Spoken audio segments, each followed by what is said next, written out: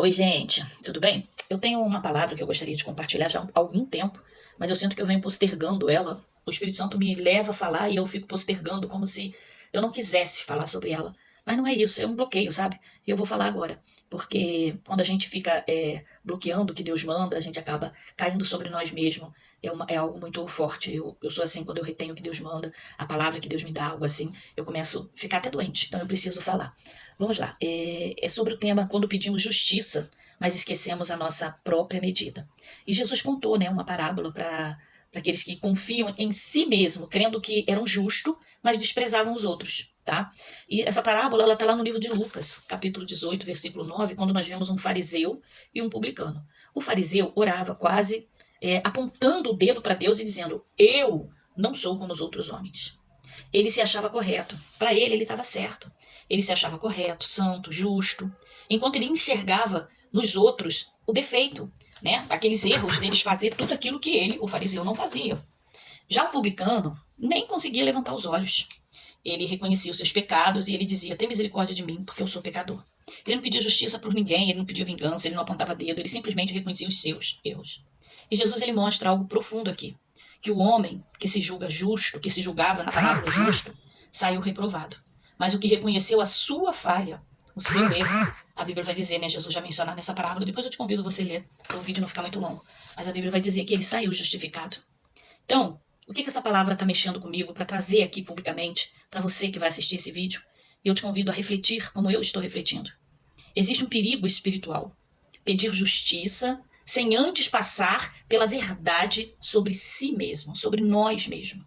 Sabe? É como se nós estivéssemos nos julgando santos, intocáveis, mas queremos que todos que se levantam contra nós paguem pelo que fazem. Isso é perigoso, sabe? O Espírito Santo tem me incomodado, tem me tocado a dizer que isso é perigoso. Muitas das vezes nós queremos justiça quando nos ferem, nos traem, nos abandonam, nos decepcionam. E justiça é necessária. E Deus é Deus de justiça. Tudo bem. Mas a pergunta é: será que estamos pedindo justiça?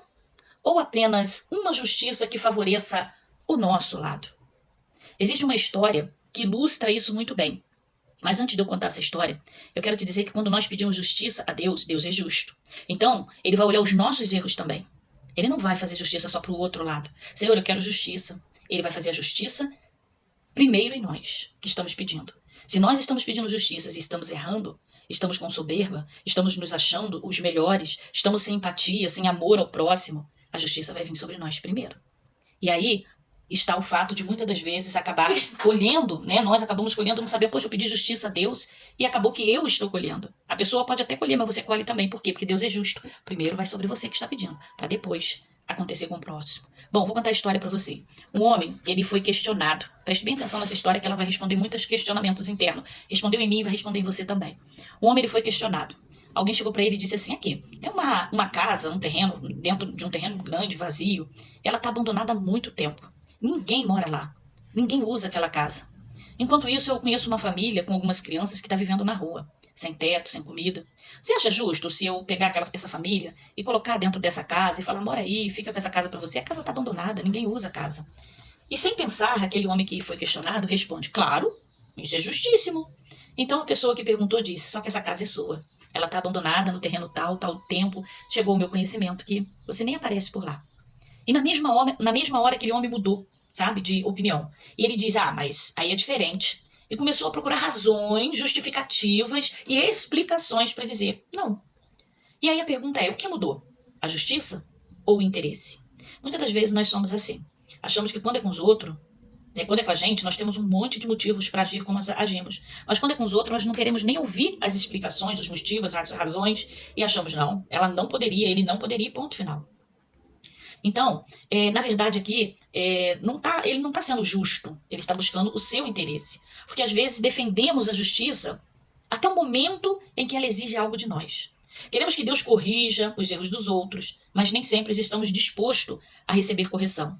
Queremos justiça e juízo para o próximo, mas misericórdia para nós. E Jesus está nos ensinando em Lucas 18, versículo 9, que o primeiro lugar onde a justiça precisa começar é dentro de mim, dentro de você, dentro de nós. Antes de dizer: Deus, faz justiça, precisamos perguntar: Senhor, onde? Eu também estou errando. O que eu preciso corrigir em mim? Será que eu estou vendo apenas as falhas dos outros? Tem aquela outra parábola também que fala, né, que nós olhamos, temos a tendência humana de olhar aí o cisco no olho do nosso irmão e esquecemos uma trave que está no nosso, né? Precisamos buscar maturidade espiritual, porque a maturidade espiritual, ela é entender todo mundo aqui erra, né? Como uma pessoa passiva de erro que também somos. A diferença está em quem reconhece o erro e se permite ser transformado. Quem se acha justo demais, geralmente, perde a capacidade de enxergar as suas próprias falhas. E se você for falar das tuas falhas para elas, elas se revoltam contra você. Não, mas os meus erros, mas pelo menos eu oro, pelo menos eu jejuo, pelo menos eu vou na igreja. E fulano está sempre olhando o de fulano e julgando o de fulano maior do que o dela. E quando paramos de nos enxergar, começamos a julgar todo mundo e nos santificar, nos acharmos, né, intocável. Então, eu gostaria de deixar esse despertamento para mim e para a sua vida. A justiça sem misericórdia endurece o coração, mas a misericórdia sem verdade também não transforma. Deus nos chama para equilíbrio. Justiça com humildade, verdade com arrependimento, correção começando por nós. Quem pensa estar de pé, veja para que não caia, vai dizer 1 Coríntios 10:12. Não é errado pedir justiça, mas a forma e a motivação e o coração com que pedimos faz toda a diferença. O perigo não está em pedir justiça, pelo amor de Deus, mas está quando o coração transforma a justiça em vingança. Porque, biblicamente, existe diferença entre as duas, grande diferença. Justiça diz, Senhor, tu és justo, cuida dessa causa conforme a tua vontade. Vingança diz, Senhor, faz essa pessoa sofrer o que eu sofri e entender que está passando por isso porque me atacou, me fez mal. Eu quero ver ela pagar, sabe? A justiça entrega a Deus. A vingança tenta dirigir Deus para as nossas conveniências. Pense sobre isso. E vamos mudar enquanto há tempo.